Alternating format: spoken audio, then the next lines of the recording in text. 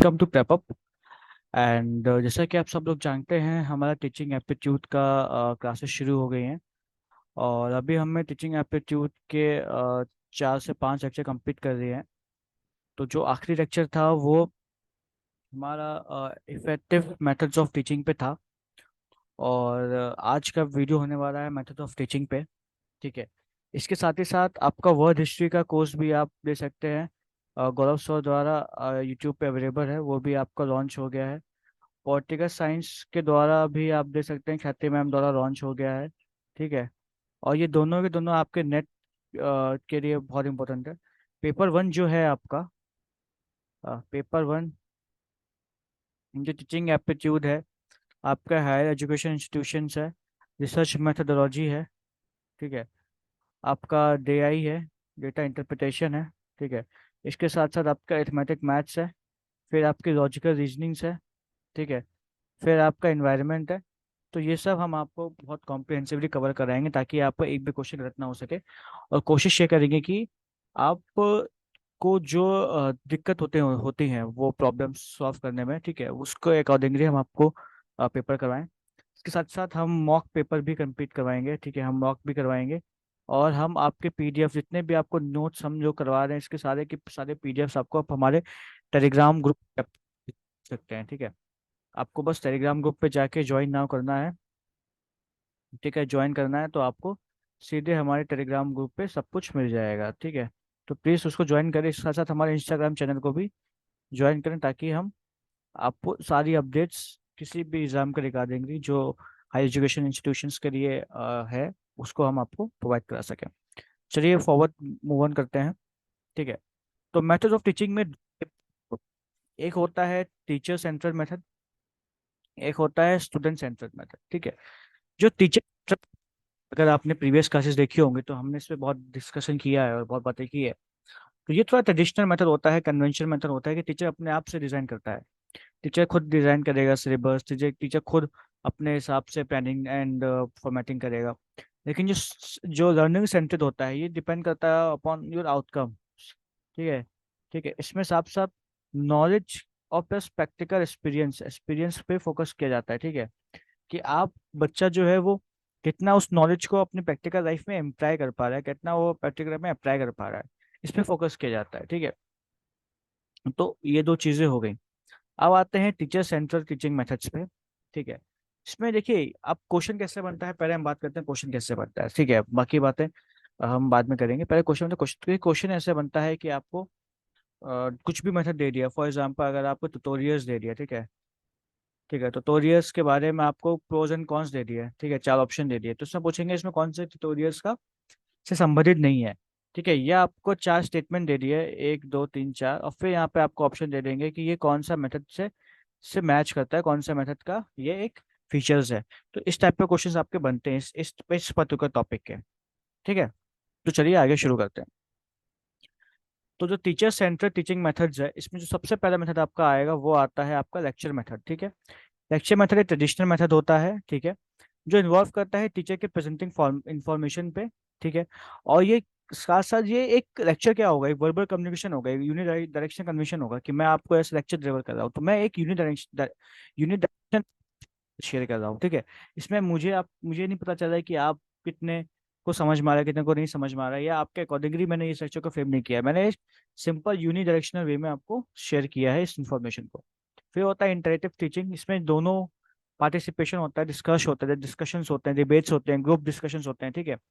Activities होती हैं, Q N A होता है। ठीक है। स्कूल टीचर और स्टूडेंट्स के बीच में। फिर आपका आता है इंक्वायरी बेस्ड इंफॉर्मेशन। ठीक है, जो स्टूडेंट्स को एंकरेज करता है ताकि वो किसी भी पर्टिकुलर टॉपिक के बारे में और थोड़ा सा डीप में जाए, इंडिपेंडेंटली सोचे उसके बारे में, उसको समझे। ठीक है, रिसर्च करे थ्रू अपने क्वेश्चनर बनाए और प्रॉब्लम सॉल्विंग पे लेके जाए। फिर होता है कोलैबोरेटिव लर्निंग, जिस मतलब कि स्टूडेंट एक ग्रुप एक्टिविटी जो उसको बोलते हैं। ठीक है, सो ग्रुप एक्टिविटी बोलते हैं। ठीक है। तो जो ग्रुप एक्टिविटी से आप सीख सकते हो वो होता है आपका कोलैबोरेटिव लर्निंग। फिर ठीक है, इसमें क्या आप करते हो कि आप केस स्टडीज लेते हो। ठीक है। आप एक स्टूडेंट की लाइफ में कोई रियल लाइफ सिनेरियोज ले लिया है, कोई केसेस ले लिए, तो उसको आप स्टडी कर रहे हो। ठीक है, फॉर एग्जांपल अगर मैं आपको पूछूं कि एनवायरनमेंट का एक बहुत फेमस केस स्टडी है, वो आपका चिपको मूवमेंट से रिलेटेड है। ठीक है, तो जब आप चिपको चिपको मूवमेंट को पढ़ोगे आप, तो आपको पता चलेगा कि आप एक केस स्टडीज को लेकर कर रहे हो। ठीक है, फॉर एग्जांपल अगर आप कोई भी स्टडी करते हो, फॉर एग्जांपल एथिक्स की कर रहे हो या ज्योग्राफी की कर रहे हो, फॉर एग्जांपल ज्योग्राफी की कर रहे हो। ठीक है, तो आप ज्योग्राफी में कुछ चीज़ें पे केस स्टडी कर रहे हो। फॉर एग्जांपल आप ज्योग्राफी में आप वाटर का कर रहे हो, या आप किसी मिनरल्स का कर रहे हो। ठीक है, ठीक है, या ट्रेड कर रहे हो ज्योग्राफी में। ठीक है, तो आप किसी भी ट्रेडिंग स्टैट्स को देख के आप एक स्टडी प्रोड्यूस कर रहे हो। फिर होता है प्रोजेक्ट बेस्ड लर्निंग। ठीक है, इसमें बच्चों को प्रोजेक्ट्स दिया जाता है, असाइनमेंट्स दिए जाते हैं। ठीक है, ताकि वो अपनी नॉलेज, अपने स्किल्स को लगा के अपने आप में एक बेटर रिजल्ट को प्रोड्यूस कर पाए। तो ये ठीक है। फिर आगे चलते हैं। फिर इसी में आता है फ्लिप्ड क्लासरूम। ठीक है, in this method student study the content independently outside the classroom. ठीक है, कि जैसे जैसे कि फॉर एग्जांपल क्लास में टीचर ने पढ़ाया। ठीक है, अगर फॉर एग्जांपल ये क्लास हो रही है। ठीक है, टीचर यहाँ पे है और बच्चे यहाँ पे बैठे हुए हैं। ठीक है, बच्चे यहाँ पे बैठे हुए हैं। तो जब बच्चे यहाँ पे बैठेंगे, ठीक है, काम काम करेंगे, वर्क करेंगे, तो इन बच्चों को ऑब्वियसली बस जब क्लासरूम के बाहर जाएंगे, जब क्लासरूम के बाहर निकलेंगे, फॉर एग्जाम्पल आपका ये क्लासरूम है, तो जब बच्चा बाहर आएगा तो वो सोचने पे मजबूर होगा कि टीचर ने क्या पढ़ाया, क्यों पढ़ाया। ठीक है, तो वो आपस में डिस्कशन करेगा, कुछ एक्टिविटीज करेंगे। ठीक है, इन चीज़ों पे फोकस किया जाएगा। ऐसे होमवर्क सबसे बड़ी चीज़ होती है, होमवर्क लेक्चर। तो अगर आपसे पूछा जाए कि होमवर्क किस मेथड में दिया जाता है, ठीक है, होमवर्क किस मेथड में दिया जाता है, तो आपका आंसर क्या होगा? Flip classroom. Flip classroom homework एक फ्लिप क्लासरूम का क्या है, एक एक फीचर है। ठीक है, एक फीचर है। तो ये होगा। फिर होता है टेक्नोलॉजी एनहेंस टीचिंग। ठीक है, जैसे कि अभी मैं आपके साथ ये पेन टैबलेट पीपीटी लेके यूज कर रहा हूँ। ठीक है, ये हो गया। फिर होता है ब्रेनस्टॉर्मिंग। ठीक है, this technique encourages students to generate ideas, solutions और क्रिएटिव थॉट्स कलेक्टिवली। ठीक है, कि आप ब्रेनस्टॉर्मिंग करो। फॉर एग्जांपल अगर आपको टॉपिक दे दूं किसी भी टॉपिक पर, जिसको एग्जाम्पल कहते हैं। ठीक है, कोई सी टॉपिक पे आपको मैं एक दे दूं और आप बोलो कि इसमें सोचो। ठीक है, सोचो कि एक कहते हैं कि साइंस, एक क्वेश्चन है कि रिलीजन हमें एक श्रेय बनाता है। ठीक है, तो मैं आपसे बोलूं क्या एजुकेशन हमें श्रेय बनाता है कि नहीं बनाता है। ठीक है, एजुकेशन हमें श्रेय बनाता है कि नहीं बनाता। तो ये एक रैंडम रैंडम थॉट है। ठीक है, इसका कोई प्रूविंग नहीं है, लेकिन अगर आप मैं आपको डिस्कशन के लिए छोड़ दूं तो आप डिस्कशन कर सकते हो। ठीक है, ऐसे पॉलिटिकल डिस्कशंस आपके सामने होते हैं। फिर रोल प्लेइंग में फॉर एग्जांपल ऐसे कि आप देखते हो कि हम लोग बचपन में डॉक्टर डॉक्टर खेलते हैं या टीचर स्टूडेंट्स खेलते हैं। ठीक है, पुलिस चोर पुलिस खेलते हैं। तो आप क्या करते हो, कुछ बच्चे कुछ पुलिस का रोल प्ले करेंगे, कुछ बच्चे चोर का रोल प्ले करेंगे। तो उससे अकॉर्डिंगली आप मोर कॉम्प्लेक्स सिचुएशंस को आप समझ सकते हो, आपकी मेंटल स्टेबिलिटी इंप्रूव हो सकती है। ठीक है, फिर आता है मिस स्ट्रेटजी। हमने दो पढ़ी थी, हमने पढ़ी थी टीचर लर्निंग वाली एंड लर्नर्स सेंटर वाली। ठीक है, इन्हीं के मिक्सचर होती है मिक्स स्ट्रेटजी। ठीक है, जो दोनों में ही यूज हो सकती हैं। उसमें जो सबसे पहला नाम आता है आपका, वो आता है आपका लेक्चर वाला। ठीक है, जो मैंने आपको बताया। अब क्या होता है वो मैं आपको बता चुका हूँ कि कॉस्ट इफेक्टिव होता है, सबसे इजी है कॉस्ट इफेक्टिव जो मैं कम्युनिकेशन आपके सामने कर रहा हूँ। ठीक है, कुछ भी टॉपिक को नया इंट्रोड्यूस करने के लिए बहुत अच्छा होता है। ठीक है, लिमिटेड अमाउंट में आप इसको बहुत से ले सकते हो। लेकिन इसका एंगेजमेंट क्या होता है कि बच्चे लिमिटेड अमाउंट में पढ़ते हैं। फॉर एग्जाम्पल एक क्लासरूम में अंदर 50 बच्चे ही आएंगे लेक्चर देने। ठीक है, इसका स्प्रेड नहीं हो पाएगा। ठीक है, और फिर ये हर बच्चे पे फोकस नहीं कर सकते। ठीक है, बच्चे जो होते हैं वो पैसे रिसीव इंफॉर्मेशन करते हैं without understanding a deeper knowledge. ठीक है, ऐसे क्लासरूम में हमारे साथ भी हुआ है कि क्लास में क्या होता था कि आपके कुछ लेक्चर्स आपके कर जाते थे। ठीक है, फिर हम आते हैं ग्रुप डिस्कशन एंड ब्रेनस्टॉर्मिंग। ठीक है, इसके भी हम कॉन्स प्रो एंड कॉन्स देख सकते हैं। इसका प्रो है encourage active active participation, collaborative learning, critical thinking, problem solving and communication skills. इसका जो कॉन्स है वो क्या है कि सम स्टूडेंट्स में डोमिनेट। फॉर एग्जांपल कुछ बच्चे होते हैं जो इंट्रोवर्ट होते हैं, वो इतना नहीं बोल पाते हैं। कुछ बच्चे होते हैं जिनको पता ही नहीं होता टॉपिक के बारे में क्या है। कुछ बच्चे होते हैं जिनको लगता है कि उनको पता है लेकिन हाफ हार्टेड पता है। वो कुछ भी नहीं पता होता है फिर भी बहुत बोलते हैं। ठीक है, तो वो चीजें होती है। तो ये एक लेवल प्लेइंग फील्ड नहीं प्रोवाइड कर पाती है। ठीक है,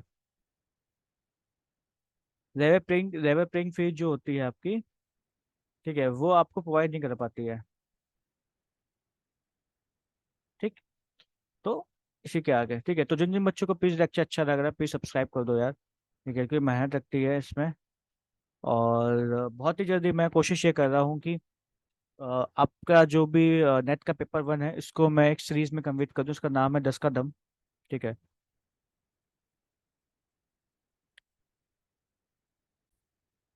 हाँ, तो बहुत ही जल्द मैं कोशिश कर रहा हूँ कि 10 का दम की सीरीज लेके आऊँ। ठीक है, इसमें क्या करूँ कि आपको 10 लेक्चर में पूरा टॉपिक है। 10 लेक्चर मतलब फॉर एग्जांपल ऐसे टीचिंग एप्टीट्यूड चल रहा है, तो ये लेक्चर 5 है आपका। तो अगर मैं 10 का दम का सीरीज में इसको बनाऊंगा तो मैं 10 लेक्चर में आपको टीचिंग एप्टीट्यूड जितना भी टॉपिक होगा वो आपको हमें कवर कर दूंगा। ठीक है, वैसे ही आपको रिसर्च मेथोडोलॉजी, इसको भी 10 लेक्चर में कंप्लीट कर दूंगा। फिर आपका जो आएगा higher education information plus environment, इन दोनों को, क्योंकि इसमें ज़्यादा कुछ होता नहीं है, इसको भी 10 लेक्चर में कंप्लीट कर दूंगा। फिर आपका आता है आईसीटी और आपका कुछ मिसलेनियस, उसको भी 10 लेक्चर में कंप्लीट कर दूंगा। फिर आपका आता है डीआई प्लस मैथ्स। ठीक है, इसको भी मैं आपका 10 लेक्चर में कंप्लीट कर दूंगा। तो जिन बच्चों को लगता है कि मुझे ये सीरीज शुरू करनी चाहिए तो प्लीज़ नीचे कमेंट बॉक्स पे लिखें ताकि मैं इसको कंटिन्यू कर सकूं। ठीक है, तो अब हम आते हैं कोऑपरेटिव रनिंग पे। ठीक है, तो इसके प्रॉस क्या होते हैं कि ये कम्युनिकेशन करता है, इंटरपर्सनल स्किल्स को आपको इम्प्रूव करता है, स्टूडेंट मोटिवेशन लेके आता है। कौन डायनेमिक्स होते हैं जो समटाइम्स कॉन्फ्लिक्ट हो जाता है, तो कुछ कुछ बच्चों के बीच में लड़ाई हो जाती है। ठीक है, अगर इनके पॉइंट्स इनके साथ मैच नहीं किए तो ये बीच में आपस में हाथापाई भी कर सकते हैं। फिर आपका आता है require west structured class and roles. ठीक है, इसमें जो इंडिविजुअल असेसमेंट होता है वो टफ हो जाता है। फॉर एग्जाम्पल कोई जज बैठा है तो वो टफ हो जाएगा उसके लिए कि किसके पॉइंट ज़्यादा अच्छे थे, इसकी बोलने का तरीका अच्छा था, लेकिन किसी के पॉइंट ज़्यादा अच्छे होते हैं, तो चीज़ों पे। फिर आपका आता है फ्लिप क्लासरूम, मैंने आपको भी बताया है। इसका कौन देख सकते हैं, इसका कौन सा है कि requires careful planning, preparation of pre class materials. ठीक है, इसमें कुछ बच्चे ऐसे होते हैं जो स्ट्रगल कर सकते हैं और इसमें आपको टेक्नोलॉजी और ऑनलाइन रिसोर्सेज की नेसेसिटी पड़ सकती है। ठीक है, case studies and problem based learning पे क्या है कि बच्चों को इंगेज करता है कि वो रियल लाइफ प्रॉब्लम को समझ सके, क्रिटिकल थिंकिंग को उनको एनहांस करता है और उनको खुद उस पर्टिकुलर रिसर्च में इन्वॉल्व करता है। लेकिन इसका कॉन्स क्या होता है कि ये careful selection and preparation of case studies होता है कि कभी आप ऐसा भी केस स्टडी मत ले लो जो बच्चों के दिमाग को हैवी पड़ जाए और बच्चे में सॉल्व ना कर पाए। ठीक है, इसमें यही होता है कि ये लॉन्गर पीरियड होता है, क्योंकि केस स्टडी है, लॉन्गर पीरियड, लॉन्गर समझ में टाइम लगेगा।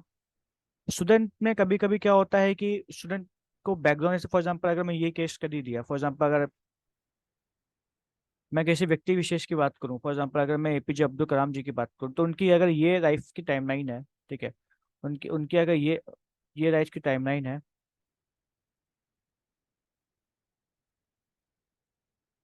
उनकी अगर ये लाइफ की टाइमलाइन है, तो मैं क्या पता इसी चीज़ पे फोकस कर रहा हूँ, तो बच्चों का भी क्या होता है कि उनको इसकी इन्फॉर्मेशन भी चाहिए होती है और कभी इसकी इन्फॉर्मेशन भी चाहिए होती है, तो मे भी उन्हें दोनों की इन्फॉर्मेशन चाहिए होगी। ठीक है, उसी के साथ साथ आपका जो मल्टीमीडिया एंड टेक्नोलॉजी इंटीग्रेशन है। ठीक है, इसके जो कॉन्स क्या हैं, इसके कॉन्स हैं requires technical support and resources, may lead to distraction if not used effectively। Multimedia, अगर बच्चों को, अगर हम जैसे फॉर एग्जांपल मैं हूँ, अगर मैं आपको आप पिक्चर दिखाने लग जाऊँ या कुछ और करवाने लग जाऊँ तो आपको जो इंटरेस्ट है वो लूज हो जाएगा और फिर जो पर्पस होगा टीचिंग का वो कहीं ना कहीं शिफ्ट हो जाएगा कहीं और पे। ठीक है,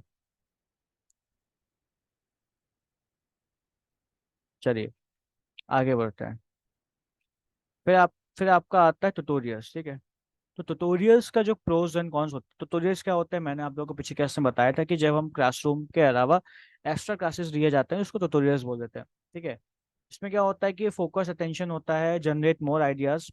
लेकिन क्या होता है कि कभी कभी एक सुटेबल पेस नहीं जनरेट हो पाता है और ये टाइम कंज्यूम होता है। फॉर एग्जाम्पल मैंने आपको बताया कि ये क्लासरूम के बाहर वाली चीज़ होती है, तो ये टाइम कंज्यूमिंग चीज़ होती है। फिर और भी होते हैं, जैसे रोड पे सिमुलेशन। सिमुलेशन क्या होता है, आप सबने गेम खेला होगा, फॉर एग्जाम्पल आपने फाइव फ्लाइट सिमुलेशन सुना होगा। ठीक है, आपने फ्लाइट सिमुलेशन सुना होगा या अपने, ठीक है, तो आपने ट्रेन सिमुलेशन सुना होगा। तो ये सब क्या होता है, ये सब सिमुलेशन होता है कि एक आर्टिफिशियल एटमॉस्फेयर को क्रिएट किया दिया कर दिया जाए और आपको उसमें वर्क करने को बोला जाए। डिमॉन्स्ट्रेशन मतलब किसी चीज को प्रेजेंट करना, उसको बोलते हैं डिमॉन्स्ट्रेशन। चलिए आगे आते हैं, अब आते हैं लर्नर सेंट्रड टीचिंग मेथड। सबसे पहला वही है आपका प्रॉब्लम बेस्ड। ऐसे में लगता है कुछ चीजें मेथड मिक्स होते हैं, कुछ चीजें आपके मिक्स होती हैं। ठीक है, तो जो आपकी टीचिंग टीचर सेंटर्ड में भी जाएगा और कुछ आपका लर्नर सेंटर में भी जाएगा। ठीक है, तो ऐसा ही मत सोचिएगा कि सर ने दोनों ही एक जैसा पढ़ा दिया है। मैंने आप लोगों को बताया। ठीक है। ठीक है, तो पहला आपका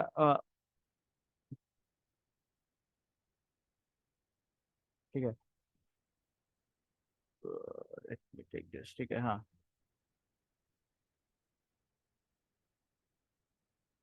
चलिए। तो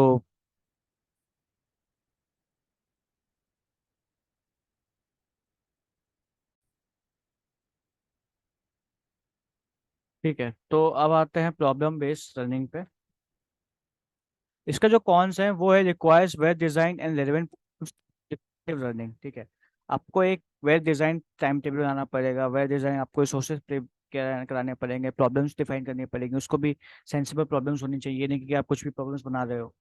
फिर उसके अकॉर्डिंगली आपको सॉल्व करना पड़ता है। ठीक है, इसमें कुछ बच्चे होते हैं जिनका थोड़ा सा ब्रेनस्टॉर्मिंग का स्पीड कम होता है, उसका किसी का ज्यादा होता है, तो वही मतलब इक्वलिटी ऑफ रिजल्ट नहीं सामने आ पाएगा। ठीक है, चलिए आगे चलते हैं इसी के चीज में। फिर जो आपका आता है वही प्रोजेक्ट बेस्ड रनिंग। अभी हमने प्रॉब्लम बेस्ड पढ़ा, अब हम प्रोजेक्ट बेस्ड पढ़ रहे हैं। इसमें प्रोस क्या है कि फॉस्टर्स क्रिएटिविटी। आप प्रोजेक्ट बना रहे हो तो क्रिएटिविटी आपकी इंक्रीज होगी। कुछ किसी टॉपिक पे बहुत इंटरेस्ट आता है, ठीक है, और उन ये साथ साथ ये develops time and research and सब मैनेजमेंट स्किल्स आप लोग बच्चों को सिखाता है। कॉन्स क्या होता है कि इसमें वही केयरफुल प्लानिंग एंड गाइडेंस चाहिए होता है टीचर का, ताकि वो उसको अच्छे से बता पाए। फिर evolution and assessment can be subjective and time consuming. वही चीज़ कि आप प्रोजेक्ट किसका अच्छा है किसका नहीं अच्छा है ये डिसाइड करने में थोड़ा सा मुश्किल हो जाता है। फिर आपका आता है इंक्वायरी बेस्ड लर्निंग। रोज इसका है nurture curiosity and self directed learning students. ठीक है, बच्चों के अंदर वही रिसर्च के एनालिटिकल स्किल्स डेवलप करता है, इन्वेस्टिगेशन बच्चों के अंदर एक इंटरेस्ट जगाता है। और इसमें कभी कभी की टाइम लगता है टीचर्स के लिए, ताकि वो एक ये प्रॉब्लम्स एक्टिविटीज को डिजाइन कर पाए। ठीक है, स्टूडेंट को भी कभी कभी प्रॉब्लम फेस करना पड़ता है, बिकॉज अगर उनको डायरेक्ट गाइडेंस टीचर से नहीं मिलेगा तो कहीं ना कहीं वो प्रॉब्लम फेस करेंगे। ठीक है, फिर आपका आता है फ्लिप क्लासरूम। ये मैंने पढ़ा चुका हूँ, अभी आप लोगों को फिर से मैंने रिपीट नहीं करूंगा। कॉपरेटिव क्लासरूम रनिंग पर रहते हैं कि किसका प्रोज है कि enhance team work, communication and social skills. ठीक है, आप लोग को पता होगा कॉपरेटिव, हम कॉपरेटिव रनिंग करोगे तो आप स्पोर्ट्स में भी खेल सकते हो। स्पोर्ट्स में सबसे जरूरी होता है कॉपरेटिव रनिंग। ठीक है, अगर आपके पास टीम वर्क स्किल्स नहीं है, ठीक है, इवन आप लोग सीवी बनाते हो अपना, तो जो अपने सबसे पहले स्किल्स आप देखते क्या देखते हो कि आप की यू आर टीम वर्क, कि आप टीम वर्क में बिलीव करते हो। ठीक है, 90% बच्चे ये देखते हैं टीम वर्क पे बिलीव करते हो, तो वो कैसे आएगा? जब तभी आएगा जब आप कॉपरेटिव रनिंग पे फोकस करोगे। Fosters a sense of belonging and community in the classroom. Group dynamics and conflicts may arise requiring teacher in interventions.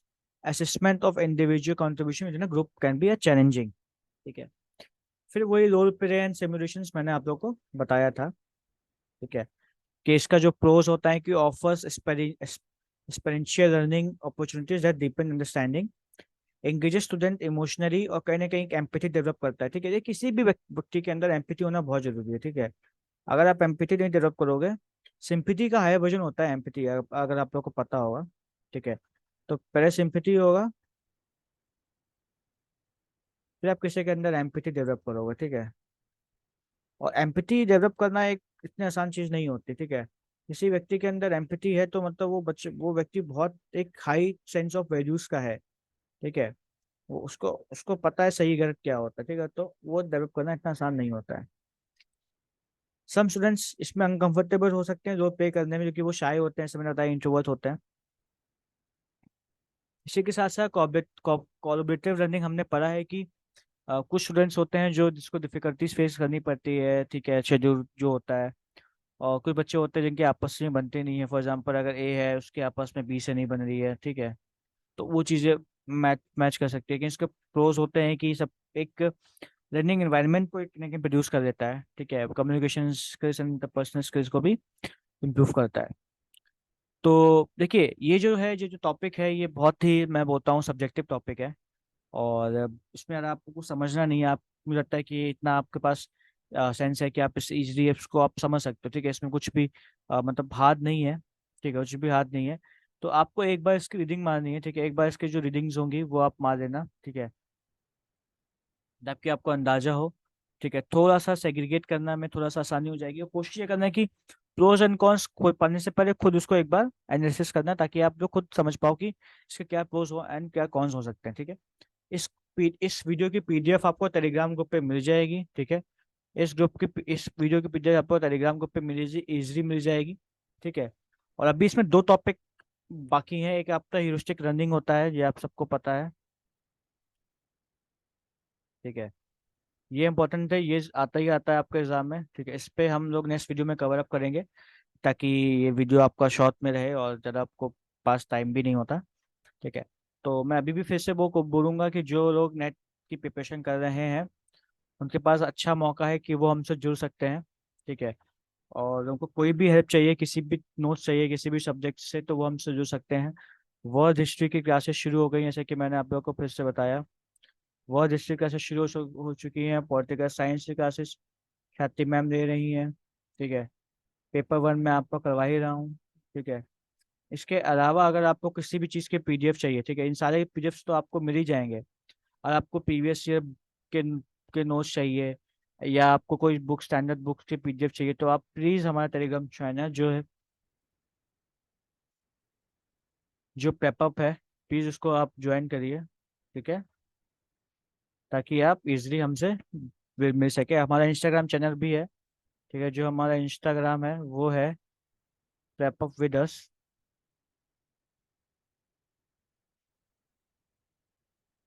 ठीक है। इसमें आप जुड़ सकते हैं। इसके साथ ही साथ आप कुछ कमेंट है वो आप इजीली कर सकते हैं सीयूईटी वाले बच्चों के लिए। मैं फिर से बता दूं, सीयूईटी 2024 यूजी एंड पीजी का कोर्स भी हम यूट्यूब पे फ्री में लॉन्च करेंगे। तब तक के लिए all the best and thank you very much.